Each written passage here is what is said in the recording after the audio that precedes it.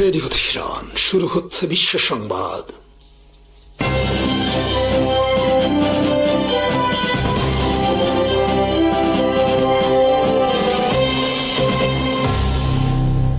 শুরুতেই সংবাদ শিরোনাম। মধ্যপ্রাচ্যে চলমান আঞ্চলিক সংঘাত আরও বিস্তৃত আকার ধারণ করছে। যুক্তরাষ্ট্র ও সৌদি আরবের যৌথ হামলায় ইরাকের 7টি প্রদেশে অন্তত 20 জন ইরাকি যোদ্ধা নিহত এবং আরও 32 জন আহত হয়েছে বলে বিভিন্ন সূত্র জানিয়েছে।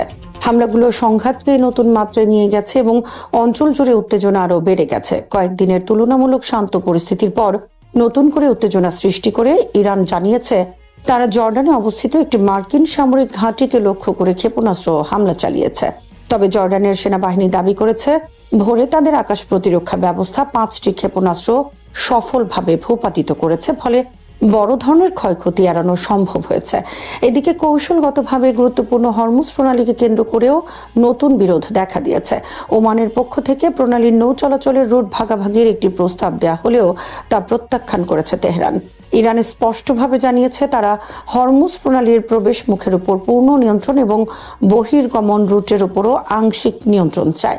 বিশ্লেষকদের মতে সামরিক অভিযান, পাল্টা হামলা এবং হরমুজ প্রণালীকে ঘিরে কূটনৈতিক অচলাবস্থা সব মিলিয়ে মধ্যপ্রাচ্যের নিরাপত্তা পরিস্থিতি আরও জটিল হয়ে উঠছে। দক্ষিণ লেবাননের নাবাতিয়া অঞ্চলে আবারও ব্যাপক গোলাবর্ষণ চালিয়েছে ইসরায়েলি বাহিনী।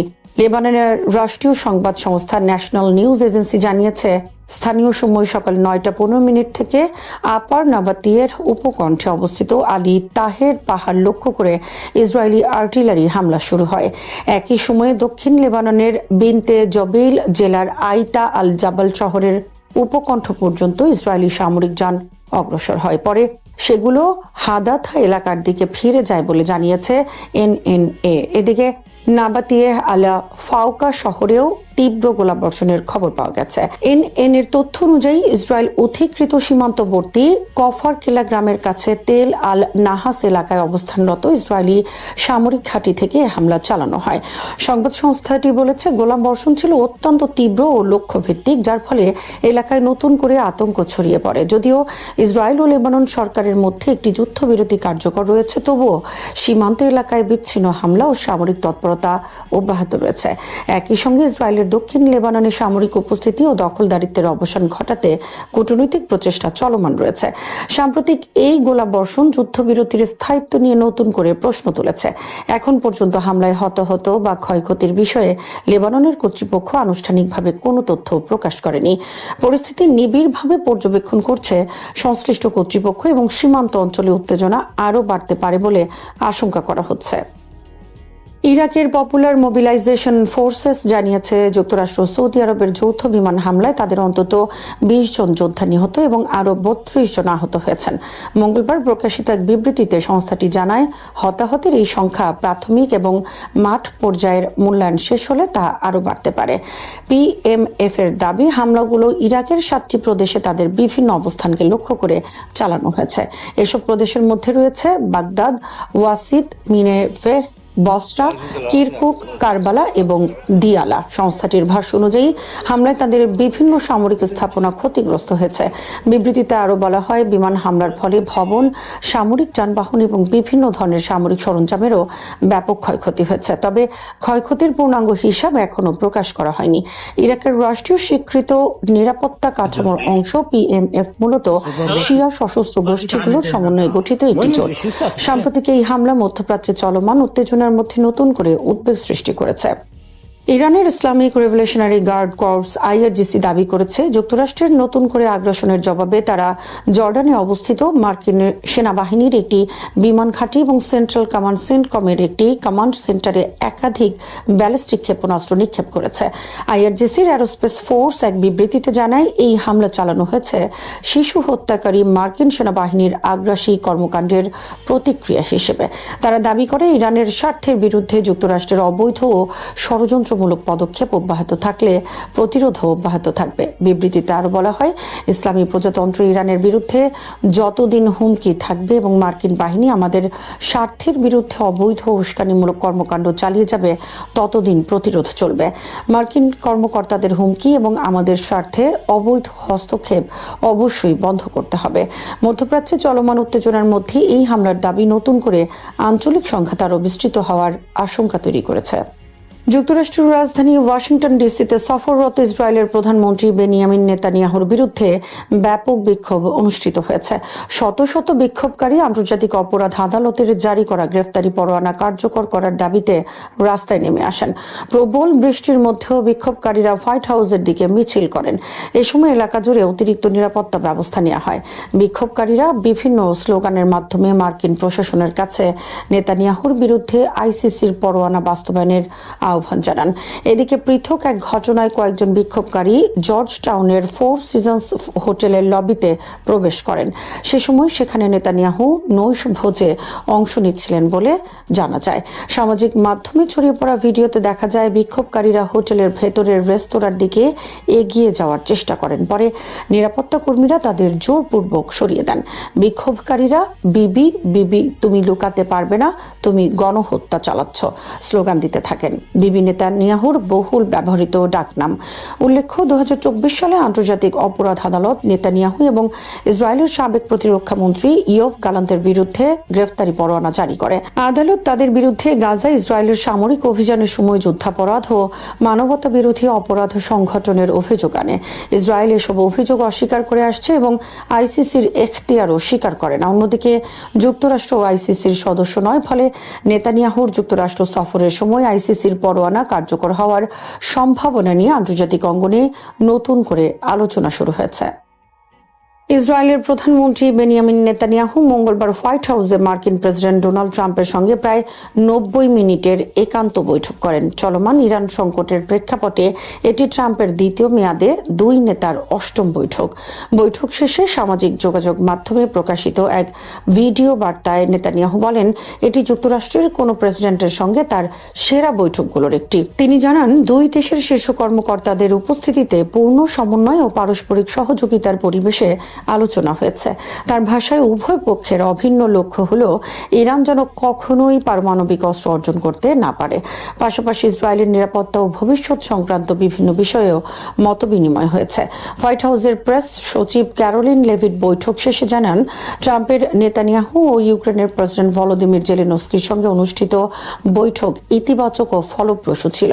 বৈঠকে ইসরায়েল লেবানন সীমান্তে যুক্তরাষ্ট্রের মধ্যস্থতায় হওয়া সাম্প্রতিক সমঝোতা বাস্তবায়ন, গাজা পরিস্থিতি এবং আঞ্চলিক নিরাপত্তা নিয়ে আলোচনা হয়েছে বলে ধারণা করা হচ্ছে। এর আগে চলতি বছরের এপ্রিল মাসে ইরান যুদ্ধবিরতি নিয়ে মতবিরোধের জেরে ট্রাম্প ও নেতানিয়াহুর সম্পর্কের অবনতি ঘটে। ট্রাম্প প্রকাশ্যে নেতানিয়াহুকে খুব কঠিন ব্যক্তি বলে মন্তব্য করেছিলেন। তবে নেতানিয়াহু সেই বিরোধকে কৌশলগত মতপার্থক্য বলে উল্লেখ করে বলেন, যুদ্ধের মূল লক্ষ্য নিয়ে উভয় নেতা একমত। মধ্যপ্রাচ্যের চলমান সংঘাত নতুন এক মাত্রা পেয়েছে বলে দাবি করা হচ্ছে। বিভিন্ন গণমাধ্যম ও সামাজিক মাধ্যমে প্রচারিত তথ্য অনুযায়ী ইরানের ইসলামিক রেভলিউশনারি গার্ড কর্পস যুক্তরাজ্যের গ্লোচেস্টারশায়ার অবস্থিত RAF ফেয়ারফোর্ড বিমান ঘাঁটিকে সম্ভাব্য লক্ষ্যবস্তু হিসেবে সতর্ক বার্তা দিয়েছে। এই ঘাঁটিটি ইরানের সীমান্ত থেকে প্রায় 4000 কিলোমিটার দূরে অবস্থিত। IRGC তাদের এক বিবৃতিতে বলেছে, ইরানের বিরুদ্ধে সামরিক হামলার জন্য যে কোনো দেশের ভূখণ্ড বা সামরিক ঘাঁটি ব্যবহার করা হলে দূরত্ব যাই হোক না কেন, সেই ঘাঁটিকে বৈধ সামরিক লক্ষ্য হিসেবে বিবেচনা করা হবে। ইরানের দাবি, তাদের জাতীয় নিরাপত্তা ও সার্বভৌমত্বের বিরুদ্ধে ব্যবহৃত প্রতিটি সামরিক স্থাপনাই জবাবি হামলার আওতায় আসতে পারে। এদিকে পারস্য উপসাগর ও বৃহত্তর মধ্যপ্রাচ্যে যুক্তরাষ্ট্রের সামরিক তৎপরতা উল্লেখযোগ্যভাবে বেড়েছে। বিভিন্ন প্রতিবেদনে বলা হয়েছে, চলমান সংঘাতের কারণে এই অঞ্চলে মার্কিন বাহিনীর ক্রুজ মিসাইল ও অন্যান্য দূরপাল্লার অস্ত্রের ব্যবহার বৃদ্ধি পেয়েছে। এই প্রেক্ষাপটে যুক্তরাজ্যের RAF ফেয়ারফোর্ড ঘাঁটিকে মার্কিন বিমান বাহিনীর অন্যতম গুরুত্বপূর্ণ লজিস্টিক ও অপারেশনাল কেন্দ্র হিসেবে উল্লেখ করা হচ্ছে। প্রচারিত দাবিতে আরো বলা হয়েছে যুক্তরাষ্ট্র এই ঘাঁটি থেকে B-1 ল্যান্সার কৌশলগত বোমারু বিমান পরিচালনা করে ইরানের বিরুদ্ধে অভিযান চালাচ্ছে। B-1 ল্যান্সার হলো যুক্তরাষ্ট্রের দীর্ঘ পাল্লার সুপারসনিক ভারী বোমারু বিমান, যা বিপুল পরিমাণ প্রচলিত অস্ত্র বহন করতে সক্ষম। যদিও নির্দিষ্টভাবে এই ঘাঁটি থেকে ইরানে হামলা চালানোর দাবি স্বাধীনভাবে নিশ্চিত করা যায়নি। কিন্তু একই সঙ্গে কিছু প্রতিবেদনে দাবি করা হয়েছে যে যুক্তরাজ্যের নতুন প্রধানমন্ত্রী অ্যান্ডি বার্নহ্যাম ক্ষমতায় আসার পর যুক্তরাষ্ট্রকে এই ঘাঁটি ব্যবহারের অনুমতি দিয়েছেন।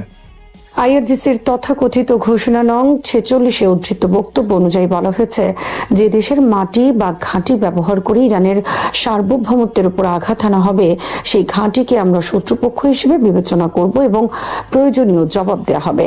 এই ধরনের বক্তব্য ইরানের দীর্ঘদিনের প্রতিরক্ষা নীতির সঙ্গে সামঞ্জস্যপূর্ণ, যেখানে তেহরান বারবার বলে এসেছে যে তৃতীয় কোনো দেশের ভূখণ্ড থেকে হামলা হলে সেই দেশও সংঘাতের অংশ হিসেবে বিবেচিত হবে। পশ্চিমা ও ইসরায়েলি নিরাপত্তা বিশ্লেষকদের মূল্যায়নে বহুদিন ধরেই বলা হচ্ছে ইরান তাদের ক্ষেপণাস্ত্র কর্মসূচিতে উল্লেখযোগ্য অগ্রগতি অর্জন করেছে। যদিও ইরানের হাতে 4000 কিলোমিটার পাল্লার কার্যকর ব্যালিস্টিক ক্ষেপণাস্ত্র রয়েছে কিনা সে বিষয়ে প্রকাশ্য ও স্বাধীনভাবে কোনো তথ্যই জানা যায়নি। বর্তমানে ইরানের পরিচিত আংশিক ব্যালিস্টিক ক্ষেপণাস্ত্রের ঘোষিত পাল্লা প্রায় 2000 কিলোমিটার পর্যন্ত। তবে দীর্ঘ পাল্লার প্রযুক্তি উন্নয়নের বিষয়ে বিভিন্ন আন্তর্জাতিক মহলে আলোচনা রয়েছে। বিশ্লেষকদের মতে যুক্তরাজ্যের মতো ন্যাটো সদস্য রাষ্ট্রের মূল ভূখণ্ডে হামলার প্রকাশ্য হুমকি বাস্তবে কার্যকর হলে তা শুধু মধ্যপ্রাচ্য নয়, বরং ইউরোপীয় নিরাপত্তা ব্যবস্থার জন্য বড় ধরনের সংকট সৃষ্টি করতে পারে। এতে ন্যাটো জোটের প্রতিক্রিয়া, যুক্তরাষ্ট্রের সামরিক অবস্থান এবং পুরো অঞ্চলের নিরাপত্তা পরিস্থিতি আরও জটিল হয়ে উঠতে পারে। অন্যদিকে সামরিক বিশেষজ্ঞরা মনে করেন এমন হুঁশিয়ারি অনেক সময় প্রতিরোধমূলক কৌশলের অংশ হিসেবে দেয়া হয়, যাতে প্রতিপক্ষের উপর রাজনৈতিক মনস্তাত্ত্বিক চাপ সৃষ্টি করা যায়। বাস্তবে হামলা চালানো এবং রাজনৈতিক বার্তা দেওয়ার মধ্যে গুরুত্বপূর্ণ পার্থক্য রয়েছে। 4 বছরের আপেক্ষিক শান্তি ও যুদ্ধবিরতির পর আবারও পূর্ণ মাত্রায় গৃহযুদ্ধের দ্বার প্রান্তে দাঁড়িয়ে আছে ইয়েমেন। সাম্প্রতিক কয়েকদিনে হুথি বাহিনীর ব্যাপক সামরিক তৎপরতা, সৌদি আরব সংশ্লিষ্ট জাহাজে ক্ষেপণাস্ত্র, ড্রোন হামলা এবং বিভিন্ন ফ্রন্টে নতুন করে সংঘর্ষের ঘটনায় দেশটিতে দীর্ঘস্থায়ী যুদ্ধ পুনরায় শুরু হওয়ার আশঙ্কা জোরালো হয়েছে। তবে বিশ্লেষকদের মতে অতীতের তুলনায় এবার হুথিদের সামনে পরিস্থিতি অনেক বেশি জটিল, কারণ সরকারপন্থী বাহিনী এখন আগের চেয়ে বেশি সংগঠিত ও সমন্বিত অবস্থানে রয়েছে। গত বুধবার হুথিরা দাবি করে তারা লোহিত সাগরে সৌদি আরবের 2টি জাহাজে ক্ষেপণাস্ত্র, ড্রোন হামলা চালিয়েছে। তাদের অভিযোগ, এসব জাহাজ হুথিদের আরোপিত অবরোধ অমান্য করে চলাচল করছিল। একই সময়ে দক্ষিণ পশ্চিমাঞ্চলের ধালে প্রদেশের হুথি যোদ্ধাদের সঙ্গে ইয়েমেনের আন্তর্জাতিকভাবে স্বীকৃত সরকারের অনুগত বাহিনীর তীব্র সংঘর্ষ হয়। এতে উভয় পক্ষ মিলিয়ে 30 জনেরও বেশি হতাহত হওয়ার খবর পাওয়া যায়। এসব ঘটনার মাধ্যমে হুথিরা শুধু যুদ্ধের হুমকিতেই সীমাবদ্ধ থাকেনি, বরং সরাসরি সামরিক অভিযান শুরু করেছে।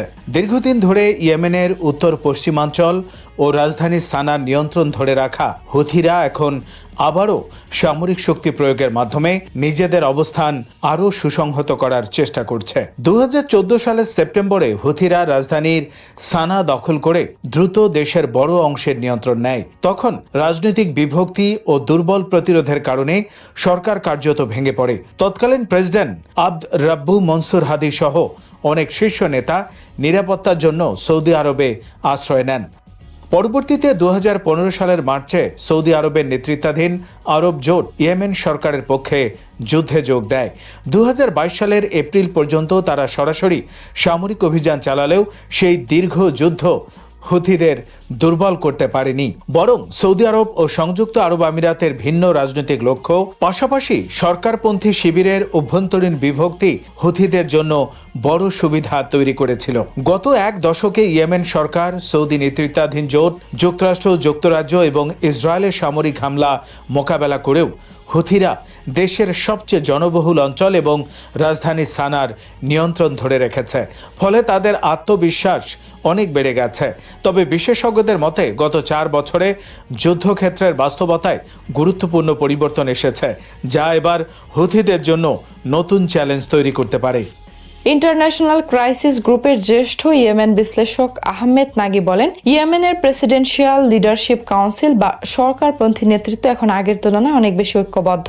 সিদ্ধান্ত গ্রহণের সমন্বয় বেড়েছে। একই সঙ্গে সৌদি আরব এখন মাঠ পর্যায়ে সরকারপন্থী বিভিন্ন গোষ্ঠীর সঙ্গে আরো ঘনিষ্ঠভাবে কাজ করছে। ফলে সরকার আগের চেয়ে শক্তিশালী অবস্থানে রয়েছে এবং এটি হুথিদের জন্য যুদ্ধকে কঠিন করে তুলতে পারে। নাগির মতে, যদি সরকারপন্থী বাহিনী সমন্বিত কৌশল নিয়ে সামরিক অভিযান পরিচালনা করতে পারে তাহলে হুথিদের ওপর বাস্তব চাপ সৃষ্টি করা সম্ভব হবে এবং যুদ্ধের ভারসাম্য বদলে যেতে পারে। ওয়াশিংটন সেন্টার ফর ইয়েমেনি স্টাডিজের জ্যেষ্ঠ ফেলো মারওয়ান আলী নোমানও মনে করেন, রাজধানী সানার পূর্বাঞ্চলীয় আল জাওব প্রদেশে সরকারপন্থী উপজাতীয় জোটের উত্থান হুথিদের জন্য বড় উদ্বেগের কারণ হতে পারে। তার মতে, সরকারপন্থী বাহিনীর ক্রমবর্ধমান ঐক্য এবং বাব আল মান্দেব প্রণালী ও লোহিত সাগরের নিরাপত্তা নিয়ে আন্তর্জাতিক উদ্বেগ তাদের অবস্থানকে আরও শক্তিশালী করেছে। অন্যদিকে হুথিরা এখনও ক্ষেপণাস্ত্র ও ড্রোন প্রযুক্তিতে উল্লেখযোগ্য সক্ষমতা ধরে রেখেছে। তবে সংযুক্ত আরব আমিরাতের প্রত্যক্ষ ভূমিকা কমে যাওয়ার পর সরকারপন্থী বাহিনী, রাজনৈতিক ঐক্য, সামরিক পরিকল্পনা এবং আঞ্চলিক সমর্থন বৃদ্ধির সুযোগ পেয়েছে। 2023 থেকে 2025 সালের মধ্যে গাজায় ইসরায়েলি হামলার প্রতিবাদে হুথিরা যুক্তরাষ্ট্র ও ইসরায়েল সংশ্লিষ্ট জাহাজ লক্ষ্য করে লোহিত সাগরে একাধিক হামলা চালিয়েছিল। এর জবাবে যুক্তরাষ্ট্র, যুক্তরাজ্য ও ইসরায়েল ইয়েমেনে শত শত বিমান হামলা চালায়। পরে 2025 সালের মে মাসে যুক্তরাষ্ট্রের সঙ্গে সমঝোতার পর হুথিরা সাময়িকভাবে জাহাজে হামলা বন্ধ করে। তবে সাম্প্রতিক নতুন হামলার পর সানা সেন্টার ফর স্ট্র্যাটেজিক স্টাডিজের গবেষণা ব্যবস্থাপক ইয়াজিদ আল জেদ্দাউই মনে করেন, যদি হুথিরা সৌদি সংশ্লিষ্ট বাণিজ্যিক জাহাজে ধারাবাহিক হামলা চালায় তাহলে এবার আঞ্চলিক দেশগুলো নতুন সামুদ্রিক নিরাপত্তা জোট গঠনের দিকে এগুতে পারে। পাশাপাশি সরকারপন্থী স্থলবাহিনীকে আরও বেশি সামরিক সহায়তা দেয়া হতে পারে। এদিকে যুক্তরাষ্ট্রের প্রেসিডেন্ট ডোনাল্ড ট্রাম্প হুঁশিয়ারি দিয়ে বলেছেন, হুথিরা যদি আবারও এমন হামলা চালায় তাহলে ইরান ও হুথিদের বিরুদ্ধে বড় ধরনের সামরিক শাস্তিমূলক ব্যবস্থা নেওয়া হবে। তার অভিযোগ, হুথিরা ইরানের প্রক্সি বাহিনী হিসাবে কাজ করছে। অন্যদিকে হুথিদের হিসাব হলো, সৌদি আরব ও আঞ্চলিক দেশগুলো দীর্ঘমেয়াদে যুদ্ধের পরিবর্তে দ্রুত সমঝোতার পথ বেছে নেবে। এরই মধ্যে আল জাওব প্রদেশে উপজাতীয় নেতা হামাদ আল হাজমিকে গ্রেপ্তার ও নির্যাতনের অভিযোগে নতুন রাজনৈতিক সংকট সৃষ্টি হয়েছে। মুক্তি পাওয়ার পর তিনি প্রকাশ্যে হুথিদের সমালোচনা করলে বিভিন্ন প্রদেশের হাজারো উপজাতীয় নেতা একত্রিত হয়ে হুথি বিরোধী অবস্থান নেয়। বিশ্লেষকদের মতে, এই উপজাতীয় ঐক্য যদি টিকে থাকে এবং সরকারপন্থী বাহিনীর সঙ্গে কার্যকর সমন্বয় গড়ে ওঠে তাহলে তা হুথিদের জন্য নজিরবিহীন চ্যালেঞ্জ হয়ে দাঁড়াতে পারে। তবে সামরিক বিশ্লেষকদের মতে এখন এই ক্ষমতার ভারসাম্য চূড়ান্ত পরিবর্তন ঘটেছে এমনটি বলা যাবে না। হুথিদের এখনও ঐক্যবদ্ধ কমান্ড কাঠামো, 2 লক্ষাধিক যোদ্ধা, শক্তিশালী প্রতিরক্ষা অবস্থান, ক্ষেপণাস্ত্র, ড্রোন সক্ষমতা এবং দীর্ঘ যুদ্ধের অভিজ্ঞতা রয়েছে। অন্যদিকে সরকারপন্থী বাহিনী আগের তুলনায় শক্তিশালী হলেও সেই শক্তিকে কার্যকর সামরিক সাফল্যে রূপ দিতে হলে অভিন্ন নেতৃত্ব, সমন্বিত অভিযান এবং দীর্ঘমেয়াদী আঞ্চলিক সমর্থন নিশ্চিত করতে হবে। ফলে ইয়েমেনে নতুন করে যুদ্ধ শুরু হলে তার ফলাফল কি হবে তা এখনো অনিশ্চিত। ভারতের উত্তর সীমান্তের খুব কাছাকাছি 2টি গুরুত্বপূর্ণ বিমান ঘাঁটিতে চীনের 5ম প্রজন্মের স্টেলথ যুদ্ধবিমান J-20 মাইটি ড্রাগন মোতায়েনের তথ্য সামনে এসেছে। সাম্প্রতিক স্যাটেলাইট চিত্রে দেখা গেছে সিনজিয়াং ও তিব্বতের 2টি ঘাঁটিতে অন্তত 11টি J-20 যুদ্ধবিমান অবস্থান করছে। বিশ্লেষকদের মতে এটি কেবল সাময়িক শক্তি প্রদর্শন নয়, বরং ভারত সীমান্তে চীনের দীর্ঘমেয়াদী সামরিক প্রস্তুতিরই অংশ। একই সঙ্গে এই পরিস্থিতি ভারতের বিমান প্রতিরক্ষার জন্য নতুন ধরনের চ্যালেঞ্জ তৈরি করেছে। স্যাটেলাইট ইমেজিং সংস্থা ভেন্টর থেকে পাওয়া উপগ্রহ চিত্র অনুযায়ী চলতি বছরের 9 জুলাই শিনজিয়াংয়ের উইঘুর স্বায়ত্তশাসিত অঞ্চলের হোতান বিমান ঘাঁটিতে এক সারিতে 7টি J-20 যুদ্ধবিমান পার্ক করা ছিল। এই ঘাঁটিটি ভারতের লাদাখের লেহ শহর থেকে মাত্র 389 কিলোমিটার এবং কৌশলগতভাবে অত্যন্ত গুরুত্বপূর্ণ দৌলত বেগ ওল্ডি বিমান ঘাঁটি থেকে প্রায় 245 কিলোমিটার দূরে অবস্থিত। আরেকটি স্যাটেলাইট চিত্রে তিব্বতের দামসুং বিমান ঘাঁটিতে আরো 4টি J-20 যুদ্ধ বিমান দেখা গেছে। এই ঘাঁটিটি ভারতের অরুণাচল প্রদেশের তাওয়াং সীমান্ত থেকে মাত্র 344 কিলোমিটার দূরে। আন্তর্জাতিক বাণিজ্যিক স্যাটেলাইটের মাধ্যমে এখন পর্যন্ত কোনো চীনা বিমান ঘাঁটিতে একসঙ্গে এত বেশি সংখ্যক J-20 যুদ্ধ বিমানের উপস্থিতি শনাক্ত হওয়ার ঘটনা এটাই প্রথম বলে উল্লেখ করা হয়েছে। এই বিষয়ে ভারতীয় বিমান বাহিনী আনুষ্ঠানিকভাবে কোনো মন্তব্য করেনি। তবে প্রতিরক্ষা বিশ্লেষকদের মতে চীনের এই পদক্ষেপ উত্তর সীমান্তে সামরিক ভারসাম্যের উপর নতুন প্রভাব ফেলতে পারে। ভারতের মহাকাশ প্রতিরক্ষা গবেষণা প্রতিষ্ঠান নিউ স্পেস এর সহ প্রতিষ্ঠাতা এবং সাবেক ফাইটার পাইলট সমীর যোশী বলেন, হোতানে 7টি এবং দামসুংয়ে 4টি J-20 যুদ্ধবিমানের উপস্থিতি প্রমাণ করে যে উচ্চভূমির বিমান ঘাঁটি থেকে পঞ্চম প্রজন্মের স্টেলথ যুদ্ধ বিমান পরিচালনা এখন চীনা বিমান বাহিনীর জন্য নিয়মিত কার্যক্রমে পরিণত হয়েছে। তার মতে এটি কোনো প্রতীকী শক্তি প্রদর্শন নয়, বরং দীর্ঘমেয়াদী অপারেশনাল প্রস্তুতির ইঙ্গিত। তিনি আরো বলেন, উত্তর সীমান্তে স্টেলথ যুদ্ধ বিমানের উপস্থিতি ভারতের জন্য নতুন বাস্তবতা তৈরি করেছে। ফলে কাউন্টার স্টেলথ সেন্সর, সমন্বিত আকাশ প্রতিরক্ষা ব্যবস্থা এবং দূরপাল্লার নির্ভুল আঘাত হানার সক্ষমতা দ্রুত উন্নত করা ভারতের জন্য জরুরি হয়ে উঠেছে। বিশেষজ্ঞদের মতে J-20 যুদ্ধ বিমানের সবচেয়ে বড় শক্তি হলো এর উন্নত স্টেলথ প্রযুক্তি। এই প্রযুক্তির কারণে সাধারণ রাডারে বিমানটি শনাক্ত করা অত্যন্ত কঠিন। ফলে এটি শত্রুর নজর এড়িয়ে গভীরে প্রবেশ করে আক্রমণ চালাতে এবং আকাশে আধিপত্য প্রতিষ্ঠা করতে সক্ষম। এই দিক থেকে ভারতের বহরে থাকা ফরাসি নির্মিত রাফায়েল যুদ্ধবিমান অত্যন্ত আধুনিক হলেও সেটি স্টেলথ প্ল্যাটফর্ম নয়। ফলে প্রযুক্তিগত দিক থেকে J-20 একটি গুরুত্বপূর্ণ সুবিধা ধরে রাখে।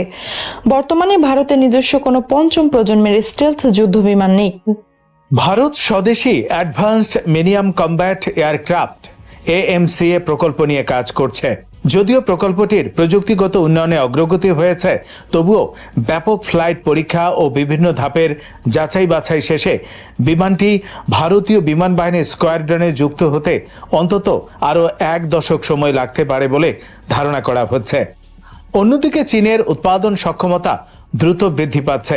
প্রতিরক্ষা সাময়িকী দ্য ওয়ার জোনের এক প্রতিবেদনে বলা হয়েছে, 2019 সালে যেখানে চীনের হাতে আনুমানিক 50টি J-20 ছিল, 2022 সালের শেষ নাগাদ সেই সংখ্যা বেড়ে প্রায় 200-তে পৌঁছে গেছে। বর্তমানে দেশটির বার্ষিক উৎপাদন ক্ষমতা প্রায় 120টি যুদ্ধ বিমান বলে ধারণা করা হচ্ছে। ফলে 2026-এর মাঝামাঝি সময় চীনা বিমান বাহিনীর বহরে J-20 এর সংখ্যা আনুমানিক 300 থেকে 500-এর মধ্যে পৌঁছে গেছে। যুক্তরাজ্যের প্রতিরক্ষা গবেষণা প্রতিষ্ঠান royal United services institute RUSI মনে করছে 2030 সালের মধ্যে চীন প্রায় 1000 J-20 যুদ্ধ বিমান পরিচালনার সক্ষমতা অর্জন করতে পারে। ভারতের অবসরপ্রাপ্ত এয়ার মার্শাল নর্মদেশ্বর তিওয়ারির মতে বছরে 125টি যুদ্ধ বিমান উৎপাদনের সক্ষমতা দেখিয়ে চীন প্রমাণ করেছে যে তাদের প্রতিরক্ষা শিল্প অত্যন্ত পরিপক্ক পর্যায়ে পৌঁছে গেছে। তার ভাষায়, চীন এখন প্রায় বাণিজ্যিক বিমানের মতো ধারাবাহিকভাবে যুদ্ধ বিমান তৈরি করতে সক্ষম, যা শক্তিশালী সরবরাহ ব্যবস্থা, উন্নত প্রযুক্তি এবং দক্ষ জনশক্তির ফল। চীনের J-20 মোতায়েন অবশ্য নতুন নয়। গত 1 দশক ধরে ভারতীয় সংবাদ মাধ্যম বিভিন্ন সময় সীমান্ত সংলগ্ন এলাকায় এই যুদ্ধ বিমান মোতায়েনের খবর প্রকাশ করে আসছে। 2016 সালে তিব্বতের উচ্চভূমির দাওচেং ইয়াডিং বিমানবন্দরে প্রথম J-20 দেখা যায়। পরে 2024 সালের মে মাসে সিকিম সীমান্তের কাছাকাছি শিগাতেশ বিমান ঘাঁটিতেও এই যুদ্ধ বিমান অবতরণের তথ্য প্রকাশিত হয়। বর্তমান ভারতের বিমান বাহিনীর বহরে 36টি রাফায়েল যুদ্ধ বিমান রয়েছে, যা আম্বালা ও হাসিমারা বিমান ঘাঁটির 2টি স্কোয়াড্রনে মোতায়েন রয়েছে। এছাড়া ভারতীয় নৌবাহিনীর জন্য আরও 26টি রাফায়েল কেনার চুক্তিও হয়েছে এবং বিমান বাহিনীর জন্য অতিরিক্ত 114টি রাফায়েল কেনার বিষয়ে আলোচনা চলছে। পাশাপাশি ভারতীয় বিমান বাহিনীর হাতে 260টিরও বেশি সুখোই 30 MKI, মিরাজ 2000 এবং MiG-29 যুদ্ধ বিমান রয়েছে। তবে বিশ্লেষকদের মতে ভবিষ্যতের স্টেলথ ভিত্তিক আকাশ যুদ্ধের বাস্তবতায় এসব প্ল্যাটফর্মকে কার্যকর রাখতে বড় ধরনের আধুনিকীকরণ এবং নতুন প্রযুক্তির সংযোজন অপরিহার্য হয়ে উঠেছে। শ্রোতা বন্ধুরা, বিশ্ব সংবাদে এই ছিল আমাদের সর্বশেষ আয়োজন। সঙ্গে থাকার জন্য আপনাদের সবাইকে অসংখ্য ধন্যবাদ।